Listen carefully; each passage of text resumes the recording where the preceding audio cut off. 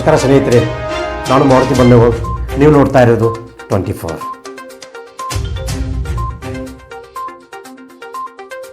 ನಮಸ್ಕಾರ, ನಾನು ದೊಂಡಪ್ಪ ಬೆಂಡವಾಡೆ, ಬಂಬಲವಾಡ ಗ್ರಾಮ ಪಂಚಾಯತಿ ಮಾಜಿ ಅಧ್ಯಕ್ಷರು ಮತ್ತು ಬೆಣ್ಣಳ್ಳಿ ಗ್ರಾಮದ ರವಾಸಿ. ನಾವು ಕೊಟವಾಗಿ ಆತ್ಮ ನೀರಾವರಿ ಫಲಾನುಭವಿಗಳ ಹೆಸರು ನಮ್ಮ ಬೆಣ್ಣಳ್ಳಿ ಬಂಬಲವಾಡ ಹೆಸರದಾಗ. ಆದರೆ 22 ವರ್ಷ ಐತೆ ನಮಗೆ ನೀರು ಗಗನ ಕುಸುಮ. ನೀರು ಒಯ್ಬೇಕಾದ್ರೆ ಹೆಂಗೆ ಒಯ್ಬೇಕಪ್ಪ ಅಂದ್ರೆ ಹೋರಾಟಕ್ಕೆ ಬರ್ಬೇಕು. ನಾವು ಪ್ರತಿ ವರ್ಷ ಹೋರಾಟ ಮಾಡೋದು. ಬಾಂದ್ರ ಬತ್ತು ಬರ್ದಿರಿ ಇಲ್ಲ. ನಾ ಗ್ರಾಮ ಪಂಚಾಯತಿ ಅಧ್ಯಕ್ಷ ಇದ್ದಾಗ 1-2 ಸಲ ನೀರು ಓದಿದ್ದೆ. ಆಮೇಲೆ ಈಗ ಒಂದು ಸಲ ನೀರು ಬಂದ ಎಷ್ಟು ಬಿದ್ದೈತಪ್ಪ ಅಂದರೆ ಭಾಳ ಆದ್ರೆ ಒಂದು ತಾಸು 2 ತಾಸು ನೀರು ಬಂದು ಬಿದ್ದೈತಿ. ಅದು ಊರಾಗಿನ ನೀರು ಬಂದು ಮಳೆ ನೀರಿಗೆ ಅರ್ಧ ಬಂದರ್ ತುಂಬಿತ್ತು, ಅರ್ಧ ಬಂದರ್ ಅದ್ರಾಗ ತುಂಬಿತ್ತು. ಅದು ನೀರು ಕೊಟ್ಟು ಹೊತ್ತ ರಿಪೋರ್ಟ್ ಕೊಟ್ಟಿದ್ದಾರೆ ಇವ್ರು ಗಂಡು ಮಕ್ಕಳು. ಯಾರು ಅಧಿಕಾರಿಗಳು, ನೀರಾವರಿ ಅಧಿಕಾರಿಗಳು. 3 ದಿವಸ ನೀರು ಕೊಟ್ರು. 3 ದಿವಸ ಅಂತ ಹೇಳ್ರಿ, ಬಂದದ್ದು 1 ದಿವಸರಲ್ಲಿ ನೀರು. ನಮ್ಮಲ್ಲಿ ಕಾವಲಿ ಮುಚ್ಚಿ ಕಬ್ಬು ಬೆಳೆದಿದ್ರು ಮಂದಿ. ಇದು ಯಾವಾಗೂ ನೀರು ಬರೋದಿಲ್ಲ, ಇನ್ಯಾದಕ್ಕೆ ಬೇಕು ಕಾವಲಿ ಅಂತೇಳಿ ಆ ಪರಿಸ್ಥಿತಿ ಆಗೈತಿ. ವರ್ಷ ಮತ್ತು ಹೋಳಿ ಎತ್ತಿದಾರೆ. ಅಲ್ಲಿ ವರ್ಷ ಕಂಟಿ ಕಡಿಸಿದಾರೆ. ಆಫೀಸ್ ರೆಕಾರ್ಡ್ದಾಗ ಐತಿ. ಎಲ್ಲ ರಿಪೇರಿ ಮಾಡಿದೀವಿ, ಎಲ್ಲ ಸ್ವಚ್ಛ ಮಾಡಿದೀವಿ ಅಂತೇಳಿ. ಮೋಟ್ರುಗಳು ಯಾವಾಗ ನಮಗೆ ನೀರು ಬರ್ತೇವಲ್ಲ ಆ ಮೋಟ್ರ್ ಸುಟ್ಟಿರ್ತಾವೆ. ಮಣ್ಣು ಇಲ್ಲಿ ಹೋರಾಟಕ್ಕೆ ಬಂದ ಬಳಿಕ 2 ಮೋಟ್ರ್ ಹತ್ತನಿಗೆ ಹೋಗಿದಾವೆ. 1 ತಿಂಗಳದಾಗ ತರ್ತೇವೆ ಒತ್ತಡ ಅಂದಿದ್ರು. ಈಗ ಹೋಗಿ 29 ದಿವಸ ಅದು ಬರಬೇಕಾಗಿತ್ತಿನ ಅದೇ ಇಲ್ಲ. ಅದ್ರದ್ದು ಬೆಂಗಳೂರಿಗೆ ಹೋಗಿದಾವತ್ತೆ. 2 ಮೋಟ್ರ್ ಬೆಂಗಳೂರಿಗೆ ಹೋಗಿದಾವ್ರಿ. ಅಂದ್ರೆ ಈ ಅಧಿಕಾರಿಗಳ ತಾರತಮ್ಯ ಏನೈತಿ ಇದ್ರೊಳಗೆ ಅಂದ್ರೆ ಇವರೇ ನಾಟಕ ಮಾಡೋದಾರ. ಇದು ಹಿಂದೆ ಕೂತು ಆಡ್ಸೋದಾರ ಯಾರು ಗೊತ್ತಾಗೋಲ್ಲ. ಆ ಪೆಂಡೇಕರ್ ಅಂತೇಳಿ ನಾ 100% ಮಾಡ್ತೇನೆ ಅಂತೇಳಿ ಡಿಸೆಂಬರ್ದಾಗ ಮಾತು ಕೊಟ್ಟಿದ್ದ. ಅವ್ನು ಹಿಂದೆ ಕೂತು ಪೊಲೀಸರನ್ನ ಕಳಿಸ್ತಾ ಅಲ್ಲಿ ರೆಬಿಶ್ ಕಳಿಸ್ರಿ ಅಂತೇಳಿ. ನೀನು ಪೊಲೀಸರು ಬಂದಿರ, ನಮ್ಮ ಮುಲ್ಲಾ ಸಾಹೇಬ್ರು ಬಂದಿರ, ಅಂಜಿಕೆ ಹಾಕತ್ತೀರ. ನೀವು ಹಿಂಗೆ ಮಾಡ್ರೆ ಹೆಂಗೆ, ಹಂಗೆ ಮಾಡ್ರೆ ಹೆಂಗೆ?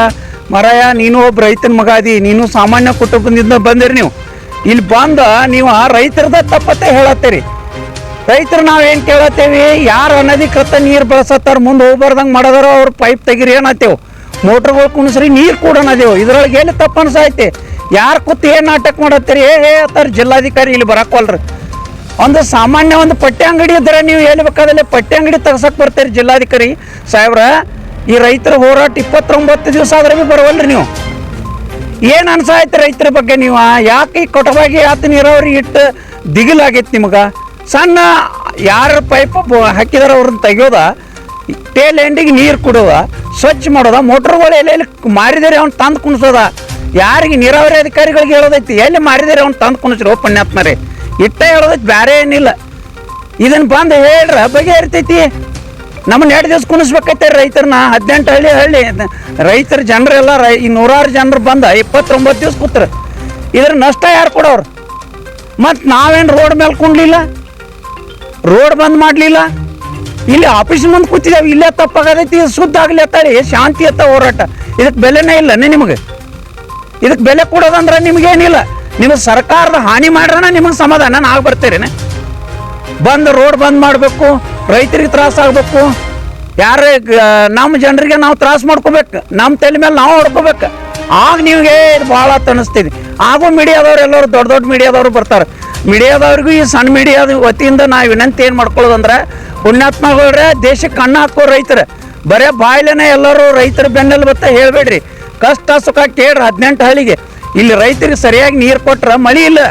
ಮಳೆ ಇಲ್ದ ಕುಡಿಯಾಕೆ ನೀರು ಕೇಳತ್ತೇವೆ ನಾವು. ದನಗಳಿಗೆ ಕುಡಿಯಾಕೆ, ದನಗಳಿಗೆ ಮೇವು ಬರ್ಲತ್ತ ಕೇಳತ್ತೇವೆ. ಇದಕ್ಕೆ ಯಾಕೆ ಸಹಕಾರ ಮಾಡಬಾರ್ದು? ಇದಕ್ಕೆ ಸಹಕಾರ ಕೊಡ್ತಿರುವ ಅಧಿಕಾರಿಗಳಿಗೆ ಮತ್ತು ಜನಪ್ರತಿನಿಧಿಗೆ ಎಲ್ಲರಿಗೂ ಧಿಕ್ಕಾರ ಅಂತೇಳಿ ಹೇಳ್ತಾ 2 ಮಾತು ವಿರಾಮ ಕೊಡ್ತೀನಿ. ಸ್ಪಂದಿಸುವ ಅಧಿಕಾರಿಗಳಿಗೆ ಧಿಕ್ಕಾರ.